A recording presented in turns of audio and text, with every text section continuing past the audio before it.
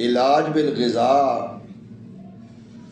से जो हम इलाज करते हैं उसमें अल्हम्दुलिल्लाह हमारे इदारे के साथ जो लोग मुंसलिक हैं उनको काफ़ी हद तक कामयाबी मिली है माशाल्लाह। जितनी भी जिस्म में पाई जाने वाली बीमारियां हैं हम कोशिश करते हैं कि उनका इलाज बिल ग़िज़ा से किया जाए या रूहानी तौर पे किया जाए या फिर सुपर फूड देकर उनका इलाज किया जाए। तो आज जो हमारे इदारे के साथ ताल्लुक़ रखने वाले लोग हैं या जो भी शुगर के मर्ज़ में मुब्तला हैं उनके लिए एक मैं चार्ट और मैं आपको एक आइडिया दूंगा खुराक का, ग़िज़ा का, जिसको इस्तेमाल करके आप शुगर जैसी मूज़ी मर्ज़ से किनारा हासिल कर सकते हैं।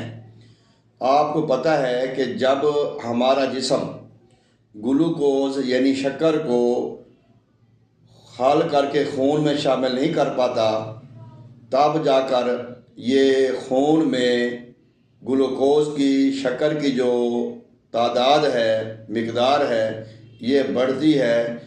इसको शुगर कहा जाता है।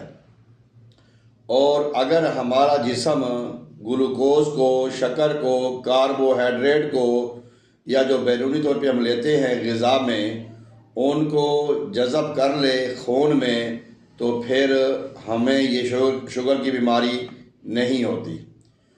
तो अब अगर हमारे खून में या हमारे जिस्म में कार्बोहाइड्रेट, ग्लूकोज़, शक्कर की मिकदार ज़्यादा हो और इस दौरान अगर हमारा पिंक्रियास, हमारा लबलबा भी इंसुलिन पैदा ना करे, इंसुलिन जो होती है उसका काम ये होता है कि वो हमारे जिस्म में मौजूद कार्बोहाइड्रेट, शक्कर यानी कि ग्लूकोज़ को, शुगर को नॉर्मल रखता है और ये जो इसको जिस्म से ख़ारिज करता रहता है और इसको खून में स्टोर नहीं होने देता ग्लूकोज़ को, शक्कर को।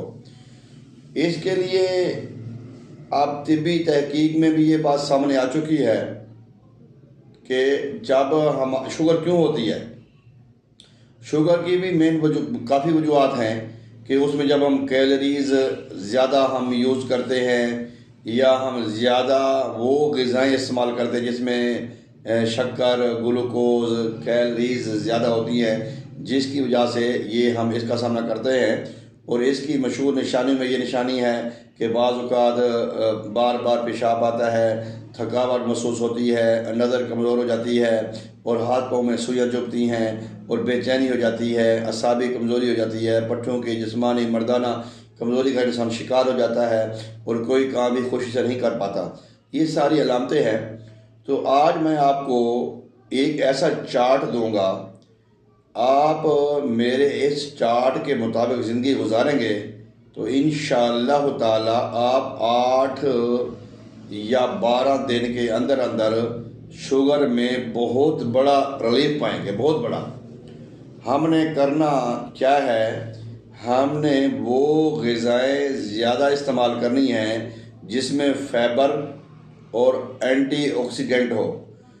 जो फाइबर है वो निज़ाम इन्हज़ाम में हमारी भरपूर सपोर्ट करता है, बहुत मदद करता है, बहुत हेल्प करता है। आपके इल्म में है कि जब हमारा खाना जिस्म में रहता है, मैदे में रहता है, पेट में रहता है, तब इंसुलिन और शुगर ज़्यादा रहती है। जैसे हमारा पेट खाली होता है, खाना खाए काफ़ी देर हो जाती है, भूख लगती है, तो इंसुलिन का लेवल, शुगर का लेवल कम हो जाता है। इसी तरह ये है फाइबर का कमाल।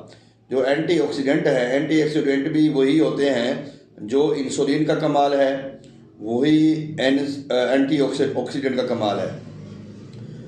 अब यहाँ पे हमने वो दो चीज़ें ज़्यादा लेनी हैं, फाइबर और एंटीऑक्सीडेंट।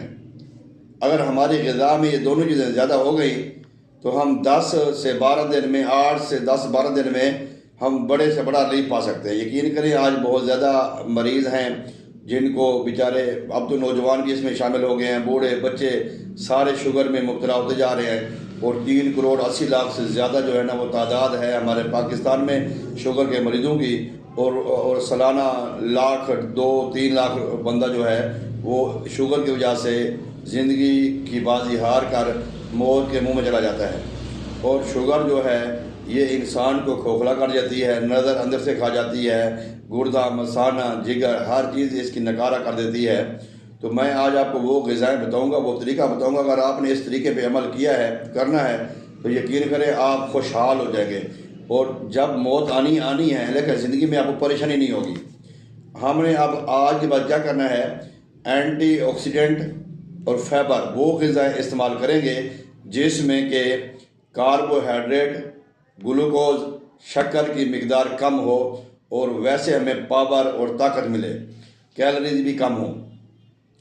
और इसके अलावा मैं एक और बात यहाँ पे काबिल गौर है जो ज़रूरी करूँगा, अक्सर करता भी हूँ, लोग इस बात पर हैरान भी हो जाते हैं कि हम अगर एक रोटी खाते हैं, चपाती रोटी, गंदम की रोटी, वो 100 ग्राम की जो गंदम की रोटी है, उस 100 ग्राम की गंदम की रोटी में तकरीबन 8 चम्मच चीनी के बराबर ग्लूकोज, कार्बोहाइड्रेट, शक्कर पाया जाता है।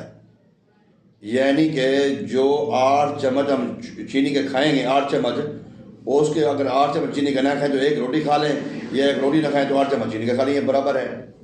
तो हमने ये करना है कि हमने अपने जो है वो रोटी जो है उसको हमने ड्रॉप कर देना, छोड़ देना है। रोटी को हमने छोड़ देना है। कुछ लोग मुझसे सवाल ये भी करते थे कि अगर हम वो जो मल्टीग्रेन आटा है वो इस्तेमाल करें। मैं कि नहीं, वो भी फ़िलहाल ना करो। आप ये जो पहला जो पीरियड है ये 8 से 12 दिन का, इसमें आप रोटी इस्तेमाल बिल्कुल ना करो। करना क्या है, अब मैं आपको वो ग़िज़ाएँ बता रहा हूँ जो जिसको आप हांडी या भाजिया पकाकर आप उसको डायरेक्ट चम्मच से खाएँ। चम्मच से खाएंगे। उसमें पहले नंबर पे हमारे पास है भिंडी। भिंडी एक ऐसी सब्ज़ी है जिसमें एंटीऑक्सीडेंट और फाइबर और मिनरल्स और विटामिन्स बहुत ज़्यादा मिकदार में पाए जाते हैं।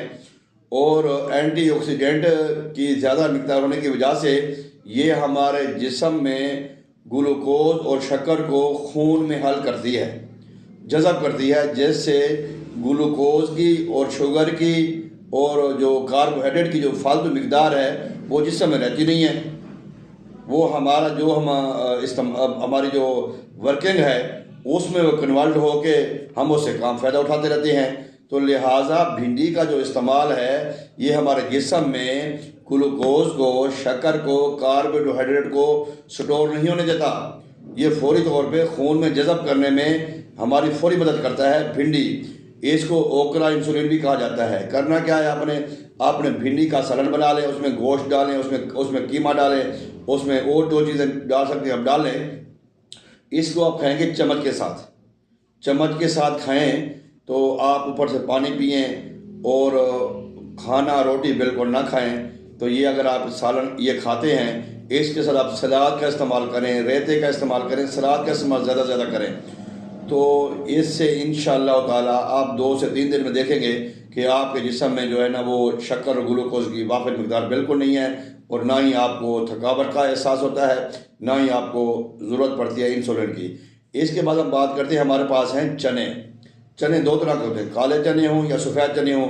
अगर इनका भी हम सालन बनाकर, भाजिया बनाकर, हांडी बनाकर हम चम्मच से इस्तेमाल करेंगे तो ये इसमें भी फाइबर और एंटीऑक्सीडेंट बहुत ज़्यादा है। इसके बाद हमारे पास दालें हैं। दालों में भी ये चीज़ें बहुत ज़्यादा पाई जाती हैं। और इसके बाद हमारे पास है फ़िश, मछली। मछली का इस्तेमाल बेहद मुफीद है।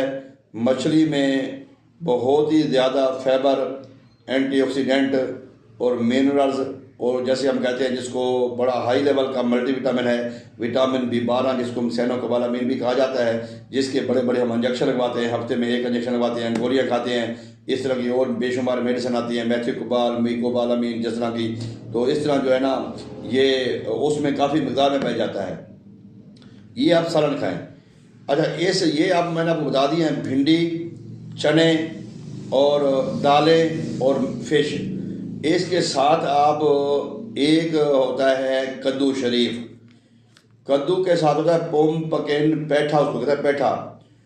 पेठे में बहुत ही ज़्यादा आयरन, जो शुगर की वजह से हमें आयरन की कमी का शिकार हम होते हैं, इसको हम पोम्पकिन भी कहा जाता है। पोम्पकिन सीड भी बाज़ार से मिल जाती हैं, इसका आप सालन बनाएं। पोम्पकिन में, पेठा में, कद्दू में बहुत ही ज़्यादा फाइबर और एंटीऑक्सीडेंट पाए जाते हैं, और इसमें ऐसे ऐसे सुपर फूड मल्टीविटामिन हैं जो पहले से हमारी शुगर थी उसकी वजह से हमारे जिस्म में कमज़ोरी थी, उस कमज़ोरी को भी ये दूर करते हैं, कमी को पूरा करते हैं। क्या? पेठा, पोम्पकिन सालन, हांडी ब्रेड, इसको आपने खाना है। इसके बाद मुख्तलिफ ड्राई फ्रूट हैं, वो भी आप खा सकते हैं अपनी हैसियत के मुताबिक। अलसी है, उसकी पनीर भी बना के खा सकते हैं।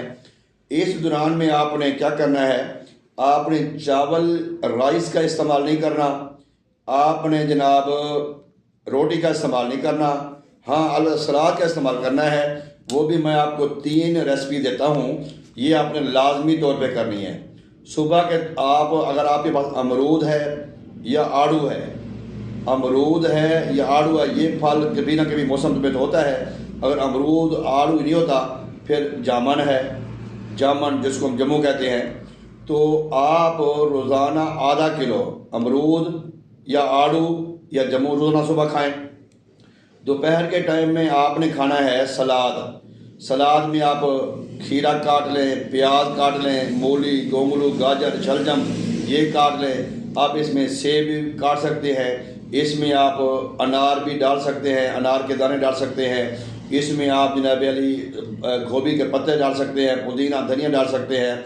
ये आप सलाद खाएंगे दोपहर को, सुबह अमरूद आड़ू या जम्मू, शाम को खाएंगे आप सलाद, और रात को आप खाएंगे आधा किलो या 1 किलो, जितना भी आसानी से खा सकते हैं, खीरा।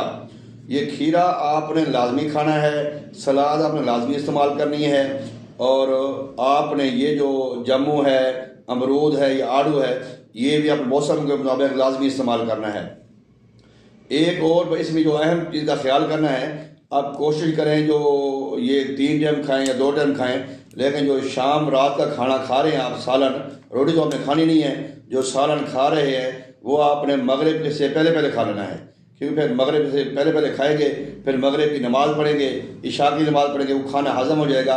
ये बात भी आप बखूबी जानते हैं कि जो जब पेट खाली होता है, जब मैदा खाली होता है, तो शुगर नॉर्मल होती है, शुगर लो होती है, शुगर डाउन होती है।